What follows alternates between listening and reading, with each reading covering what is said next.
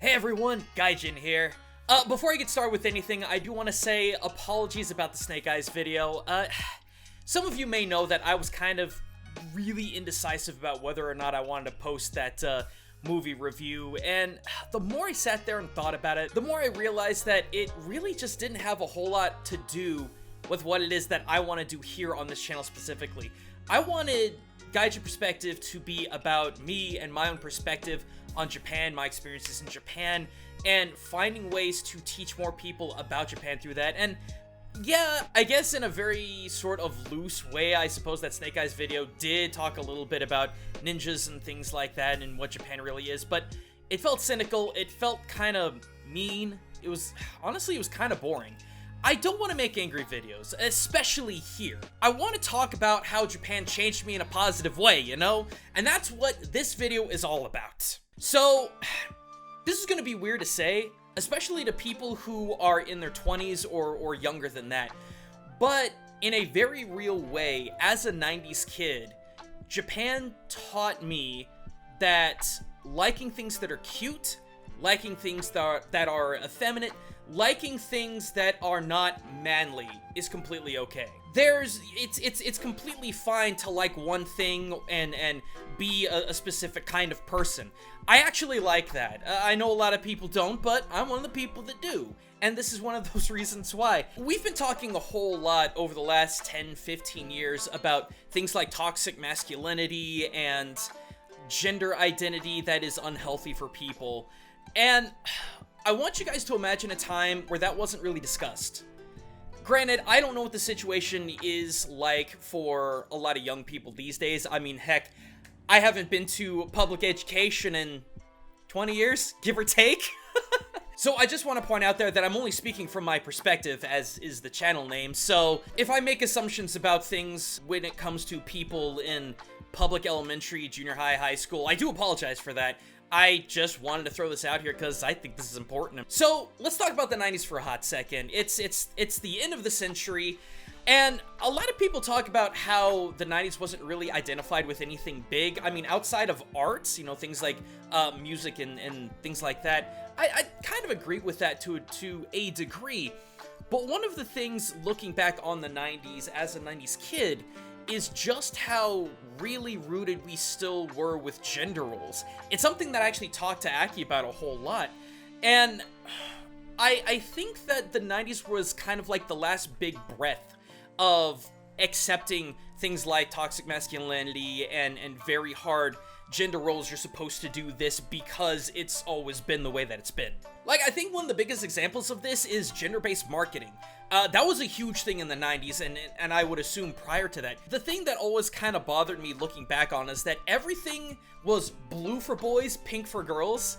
Again, I'm a little disconnected on how much prevalence this still has, but I remember back growing up, that was a huge thing. I think when it comes to marketing, I really don't think it was malicious. I think it was marketing going with the flow of what was acceptable for the time, and everyone just kind of accepted it. But at that same time, there was a whole lot of discontent amongst a lot of people my age. I remember Aki specifically, she always tells me stories about how she really wanted to like play with G.I. Joe figures and stuff, and I was a G.I. Joe kid growing up. Like, I had this little, if I could find a picture of it, I'll put it up here, but I had this freaking missile tank thing that you lifted it up and this missile rack came out. I love G.I. Joe. That's the point I'm getting at here. And G.I. Joe was definitely straight up branded as a boys thing. And then, you know, Barbie, it's all pink, it's all for girls. My Little Pony, it's all pastels, it's all for girls. And we now know how things are going with those products these days. How much more acceptable they are now with all different kinds of people. But my point is that back when I was growing up, the idea of what was acceptable for boys to like and girls to like was still very much a thing. I don't think we talk about it that much, but it really still was a huge thing. And for me personally, it's something that had always bothered me growing up. It's something that I never talked about because, again, we're talking about, you know, what is expected of boys, and these are things that I've never been able to really consider up until more recent times when I no longer have to care what dumb people think. So I can just go out there and talk about these things. But it's like, one of the things that always hit me the hardest was the definition for us as 90s kids growing up about what it is that made you a man or a boy or something along those lines. Like, bless my parents. Mom, Dad, if you are watching this, I want you to understand y'all never, ever push me in one direction or another. The thing is that my neighbors and my neighbors' parents were super bad with this. I remember my next door neighbor's stepdad, I think? He would point out that I was fat and out of shape and lacking in muscle, and because of that, I wasn't masculine. You know, and that kind of leads into the boys' activities of like Boy Scouts and sports and camping and things like that. I hated all these things. I just didn't like them. But to not do those things as a boy, that made you not masculine. To not enjoy those particular things, and I really, really hate it. I understand that there are factors of sports that, you know, you learn to depend on each other, you learn teamwork, you learn fundamentals, all those other buzzwords that I heard growing up. But the bottom line of it is, the reason I didn't like it is because I physically wasn't good at it. And because I wasn't physically good at it, apparently that didn't make me masculine. And again, I don't know what the situation is like in public schools these days. Again, I haven't gone to public school in a very, very long time. But when I was growing up, man, everything that was negative was slurred into being gay. And in retrospect, I hate that. I hate that was an actual thing. I remember so vividly just growing up, like, even as early as elementary school, junior high, high school, that was just, it was a constant thing.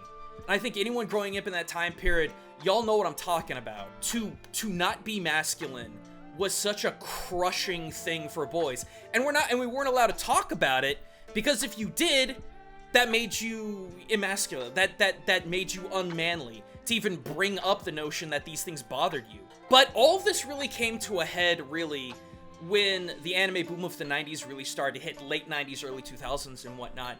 I mean, immediately, as soon as I went home, it was watch Dragon Ball Z, watch Tenchi Muyo, watch Trigun, but then also watch Sailor Moon. And this was a big deal for me. This was the first time that I actually, as a young adult, you know, passing on from pre-adolescence to post-adolescence, this is when I actually first really was asking about what it is that I enjoyed and what I used to identify as being a man. I watched Sailor Moon religiously when I was growing up. I don't remember that much of it as an adult now, because it was that long ago, but I do remember how religiously I would watch that show. And you look at old Sailor Moon and you're like, oh, this is a girl's thing. This is for girls. Don't think with the mindset of now. Think of a mindset 30 years ago. You look at the pastel colors, the soft lines, all these other things, and you think that this is for girls. And I remember I was talking with a counselor about this, and I was like, there is a show that I watch, and and I said the words, it's for girls. I talked about, you know, how it involves all these different female characters, like every major character is female. I mean, there was Tuxedo Mask, but I mean, how much did he really do? Where do you think this meme came from? But it was very much geared towards... And I asked them, I said, is it wrong for me to like this? That is insane. That is an insane thing to even consider in this day and age, because of course it's okay. Why does that matter? But this was the first time that I was challenging the notions of masculinity that were placed upon me.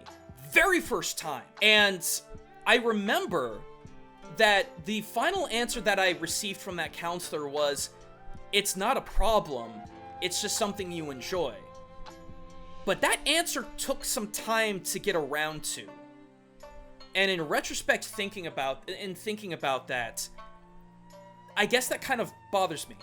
I think that retroactively bothers me. But that's just kind of where I was as a young adult trying to figure themselves out. But that's also where my interpersonal change started. As a boy growing up in the US, having all of these different stereotypes about what made someone a boy or what made someone a man, anime was my gateway into Japan. And Japan was my gateway into understanding that not only is it okay to like cute things, to like things that are girly or whatever, that honestly, it kind of should be encouraged to explore these things. But for me, it was simple, small things. Like, best example are like freaking these. These were the solitary thing that got me interested and falling in love with the color pink. Freaking Sakura, freaking cherry blossoms were the things that got me to understand that a color is a color. And if you like a color, that's completely fine. I mean, when we think of Japan, we typically think of Sakura and whatnot, right?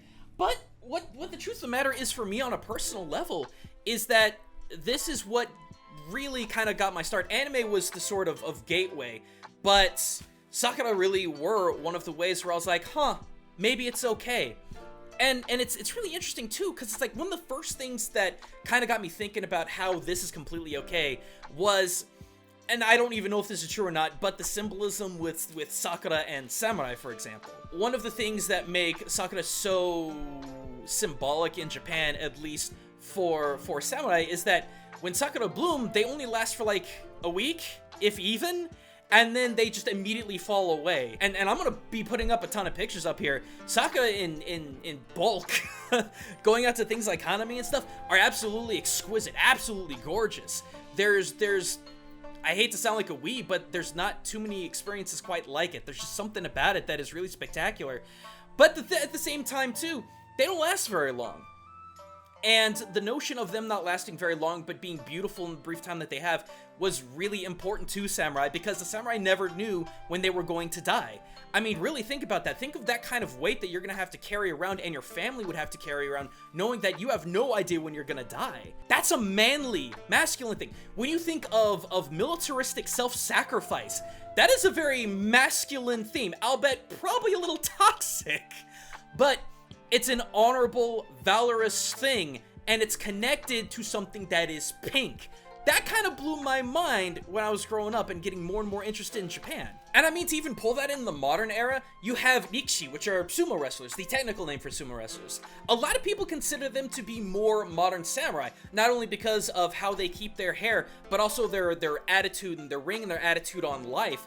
And I remember there was this one Rikishi who was like this absolute progeny, and in order to go from where they were to Yokozuna, one of the things that they wanted for their mawashi, which is the sort of fundoshi kind of outfit that they wear when they wrestle, he wanted it to be pink, to represent Sakura.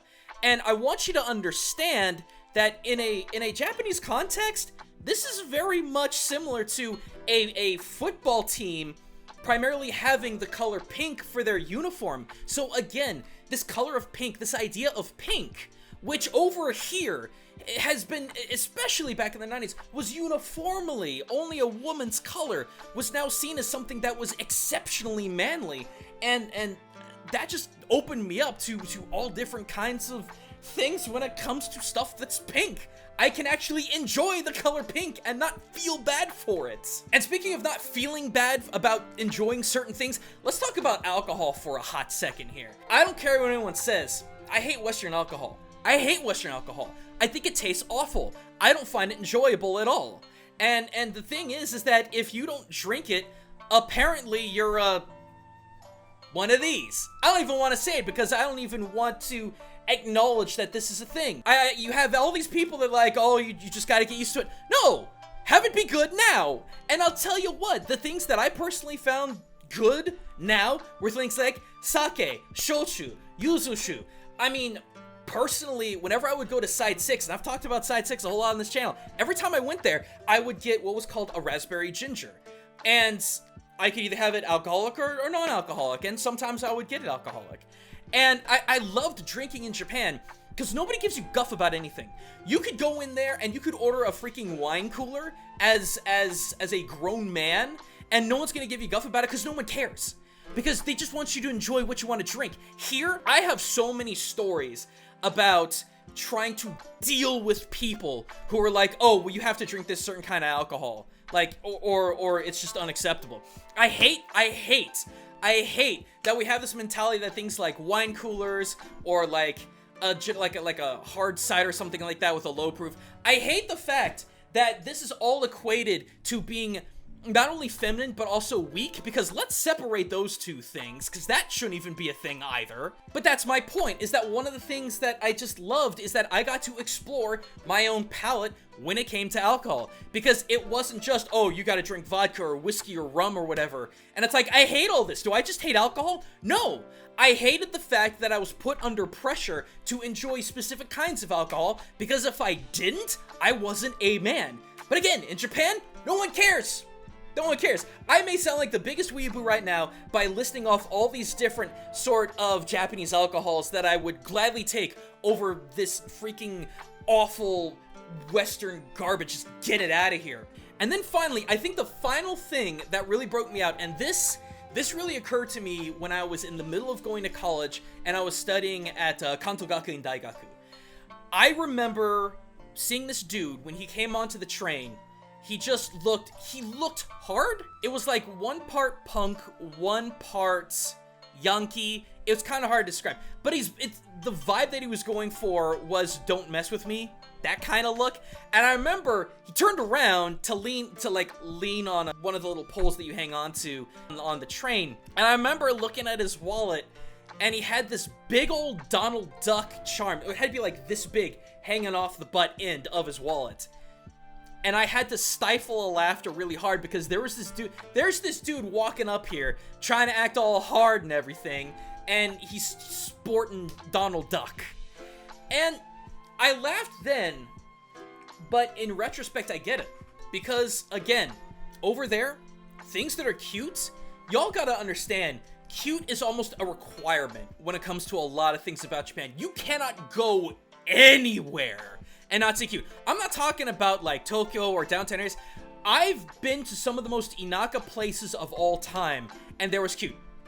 I talked about it before, but the last time that I went to Iga to like go check out the Iga Ryu Ninja Museum, they had a cute character as a mascot. Cute characters are everywhere, and it's not even necessarily like anime, but like cute animal characters. Just cute is everywhere. And for the longest time, I always thought that cute was unacceptable. Like, as a guy, like, let's talk about Kirby for a hot second. Kirby is both cute and pink. But Kirby was probably also one of the most influential video game characters in my young life. I don't know if I've ever mentioned it before, but me, my brother, and our friend, we actually made freaking fan comics about Kirby. Kirby is both pink and cute. This should not mesh with the 90s concept of masculinity, but I didn't care at the time. But I had to hide that away. Now, I don't freaking care. I freaking love Kirby. And this is extra pink Kirby. I freaking love him.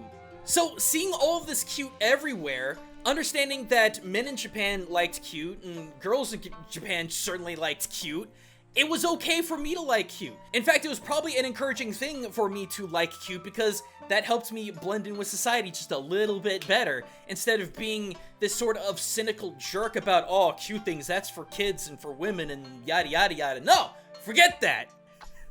I know, it blows my mind because we live in an age now where all these things are generally pretty acceptable. But man, I can't shake the thought, and maybe it was my young mind, I just can't shake the thought, if this was the 90s, if this was the early mid-90s, this would be absolutely unacceptable. I would be bullied up and down my class and my school infinitely more than I already was. And I really was. And I mean, as a result of all this, now, as someone in their mid-30s, I can like cute, you know, I can freaking like cute. I can freaking like pink. These things are completely fine and acceptable. It's stupid to say this out loud, but I can't tell you how liberating that is, you know? And it doesn't even end there. Like, I can actually share some of my wife's stuff and not only feel okay about it, but experiment with it to see if it's something that I actually kind of enjoy. Like, when I'm out of deodorant, I'll ask Aki, hey, can I use some of your deodorant? And she's like, yeah, go for it. Gotta love married life. And I came to find out that, oh man, I really like this.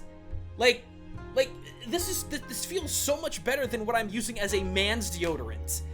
And I wouldn't have known that. Or for heaven's sake, sometimes we'll share things like razors. Yeah, I know, that may sound gross and whatnot, but dude, there is something to say about ladies' razors and how comfortable they feel, especially when it comes to your face, men. Give it a shot. And I mean, another thing too, is that I've actually seen men in Japan do things like spend a lot of time on their hair, wear makeup, use special cleansers, things like that. These are things that over here were typically a woman's thing, and that a man shouldn't really either have to care or worry about those kind of things. And it's like, I've tried so many products at this point that Aki shared with me that I love them. I love how I feel with them. And dude, you want to talk pink and cute? I picked these up very recently. I look at these, and I look at these with my 90s aged eyeballs and think, there was no way that I would ever be able to pick these up growing up when I was younger. And I mean, I've tried this. I've already tried this, a little sample doll, but men, you have not lived until you've had smooth, soft hands from a tiny little doll, but this thing for like 6 hours. I'm sorry, gentlemen, you haven't lived until you've tried this. And I know a lot of people have tried the different kind of theme mask, and I mean, they look kind of terrifying to me, but I'm curious how they actually feel. It's just, I'm blown away. I'm blown away with this sort of transition of my own identity and own understanding of the things that I like and don't like, and I feel allowed to like and not like, despite how we think about like what is acceptable for one gender or another to like or not like. And I have Japan to thank for that. Again, I sound like a big freaking weeaboo. I don't care. I have Japan to thank for letting me be comfortable with enjoying these kinds of things. But yeah, aside from that, all I can say is thanks for watching, everyone. Thank you for listening to me rant and ramble for like 20 some odd minutes of this transformation that happened in my adolescence, all freaking thanks to Japan. I don't know what else to say. I just think that I can't believe that mine is an original story. I can't believe that I would be one of a very small select few people that had this sort of perspective transformation. I'd love to hear and see in the comments if this sort of thing happened to you as well. I'd love to hear about that. So thank you all so much for watching, and until next time, this is Gaijin signing out.